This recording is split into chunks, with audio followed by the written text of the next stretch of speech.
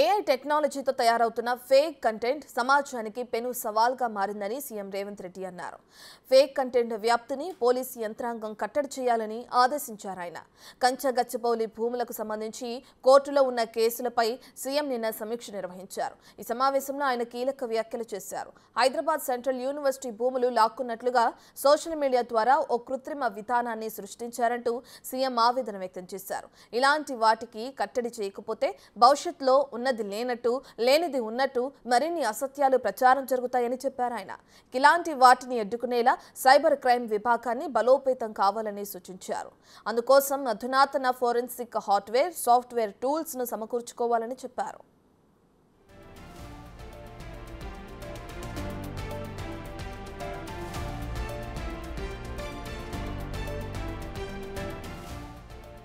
Survey number 25లో కొత్తగా నిర్మాణాలు జరగటం లేదని సీఎం రేవంత్ రెడ్డి వాదన.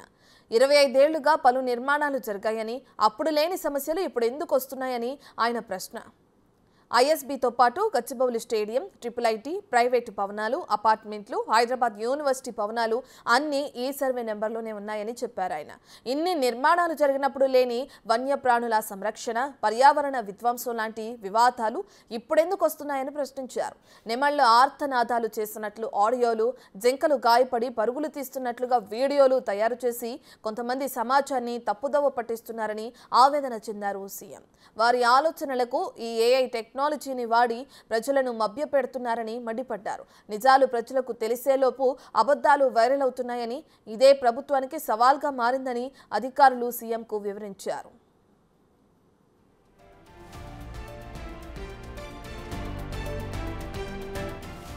కేంద్ర మంత్రి కిషన్ రెడ్డి, రాష్ట్ర మాజీ మంత్రి జగదీష్ రెడ్డి, సోషల్ మీడియా ఇన్ఫ్లుయెన్సర్లు, సినీ ప్రముఖులు కూడా ఈ ఏఐ ఫేక్ వీడియోలకు ప్రభావితమై వాటిని వైరల్ చేశారని అన్నారు. కంచగచ్చిబౌలిలో ఏఐ సృష్టించిన వివాదం ప్రజాస్వామ్య వ్యవస్థలకే పెను సవాలు విసిరిందని ఈ సమావేశంలో అధికారులు, మంత్రులు అభిప్రాయాలను వ్యక్తం చేశారు. దీన్ని కంట్రోల్ చేయాల్సిన ఆవశ్యకత ఉందని చెప్పారు.